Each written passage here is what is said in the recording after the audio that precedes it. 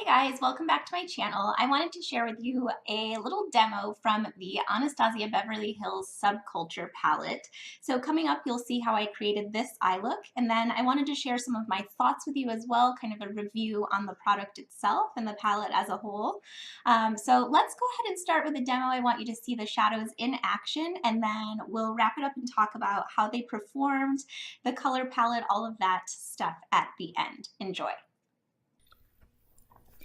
The Subculture packaging definitely looks like the sister of the Modern Renaissance palette with the blue velvet, and of course the inside has such a beautiful fall color scheme. So I'm actually starting with a really neutral shade called Dawn. This is like a light peachy color that I'm just applying all over the lid to give a nice wash of color and to help everything blend out really nicely. I'm applying it across the lid and then also pulling it up into the crease so that it will really help with blending.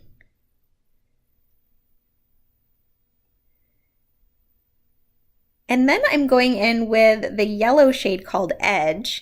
And this was the one that I was really uncertain about, but honestly, it's beautiful. I tapped it once into the color with just a crease brush, and I'm blending that throughout the crease. It blends beautifully with Dawn, so you can see just a gradation of that peachiness up to the yellow. And then I'm going in with the more orange color called New Wave. This is beautiful. I'm just deepening up the crease a little bit to create a gradation as well so that you can see some dimension between the colors Edge and New Wave. So I'm really focusing on the warm yellows and oranges in the palette.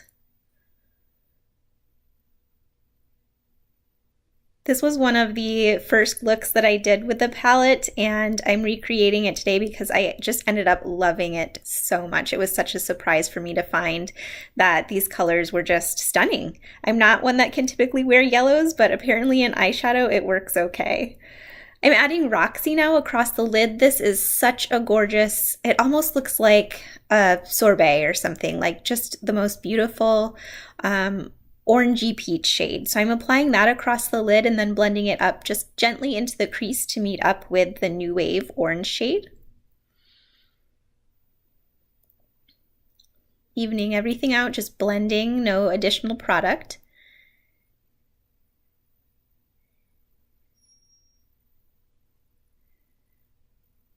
And then I'm going to go in with this duochrome called Cube. This one is not highly pigmented actually. It looks like a white shadow in the palette, but you can see as I apply it, it doesn't look like I'm applying white to my lid. It's kind of interesting in that way. It's actually sort of a sheer holographic whitish pink color. It's beautiful. It has such a nice shift and dimension. In reality, it's hard to see it, I feel like, on camera because it's not overly pigmented. It's definitely meant to be more of a holographic shimmer. And then I'm just going ahead and smudging with a really small smudge brush the shade Rowdy onto my upper lash line. And I'm pulling that towards the corner of the eye and just flicking it out a little bit to create a wing. This is the only liner that I'm going to use for today. I'm not going to apply any type of liquid liner, just using this shadow across the lash line.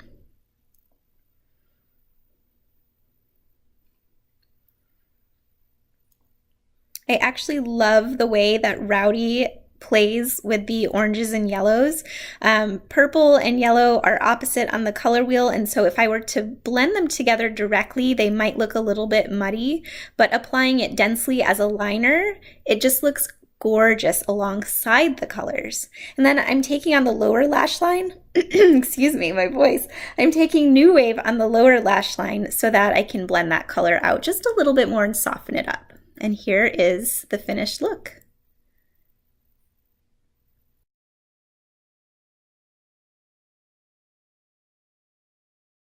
All right, you guys, I hope you really enjoyed seeing this eyeshadow look come together. I really love it, I have to be honest. I think these colors are so interesting. And that's what drew me to this palette in the first place. When I saw the release for the Subculture palette and I saw all these interesting colors, I just thought, I want that. That is unique to my collection. It's not just a neutrals palette. It's not another warm palette like we're so used to seeing. It's definitely sort of fall in flavor, which I really am excited about. One thing that I wasn't sure about when I first saw this palette were colors like Edge and New Wave. I just thought, can I use and enjoy like basically yellow and orange eyeshadows? You know, sort of like burnt sienna browns and that kind of thing I get, and more orangey shades in that way, that sort of trend toward neutral. Totally have fallen in love with them as this warm palette trend thing has been happening.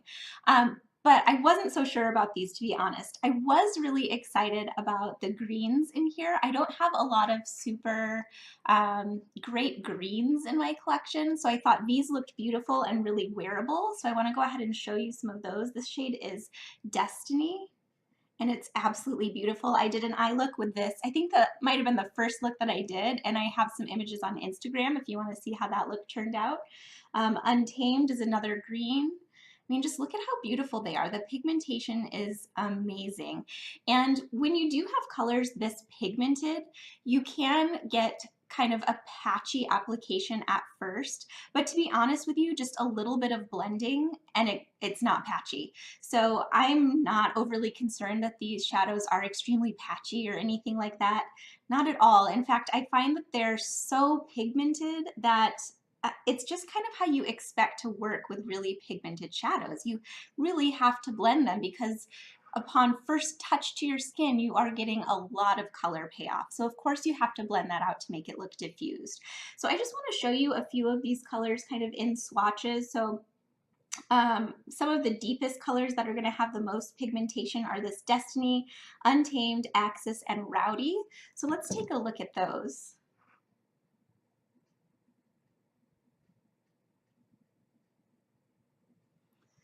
Look at how deep they are and how pigmented, even after just a swatch and then just one pull across the skin. I think this is really impressive. And you'll notice as you watch the demo, sorry, I like was scratching myself and this is totally red. My skin just goes red if I touch it. So there's nothing wrong with me, I promise. I just scratched it. Anyway, that's neither here nor there. You'll notice in my demo when I was dipping into the colors that there wasn't crazy fallout. I didn't dig into the colors, I just pressed into them. And then you get a lot of product right on the brush with one tap, which I think is genius because I don't have any guesswork with this. I can do one tap and apply, and if I need more, then I can just dip my brush in again. So just one dip into the product and I have pigmentation that is really going to blend out beautifully. And as I applied, I hope you noticed that there was zero fallout on my face. It just stuck to where I applied it. I am wearing an eyeshadow primer and I set that with my face powder. I put the eye primer on after I did my concealer and then I set my whole face with powder like I might traditionally do. So nothing, you know, secretive there about, you know, trying to make these work. I just applied them like normal shadows. And if you're used to really pigmented shadows, like if you love Lorac palettes, I find that they're pretty similar to that. Or if you have the Modern Renaissance palette, it is pretty similar to that in terms of pigmentation. What I will say though is you have such a different color palette than Modern Renaissance. I just want to show you for a second because I know we all love and adore Modern Renaissance, but look at how similar the colors are in Modern Renaissance. It's really a beautiful neutral palette. You have a lot of light and then medium and then a few deeper tones, but nothing really intensely deep. And they're all along the same lines of neutral to warm. So these shades blend beautifully together because they make sense together. You know what I mean?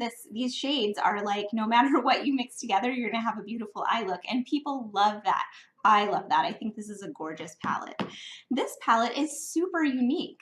The colors are just really different. I mean, you have this incredible aqua blue shade. You have this incredible electric golden green. I mean, look at the shine on that. It's so interesting. It comes across as gold on the eye, but it has just this sort of almost citrine greenness to it. It's so interesting. I'm not sure if you can see that bit of shift there, but it's beautiful and it applies foiled really nicely. Both of these metallic shades really do well when you actually foil them. So what I like to do is dip my brush into the shade and then spritz the shadow rather than spritzing the brush first and dipping it back in. Is just my preference with any shadow that I foil. But the shades are stunning. They're so pigmented.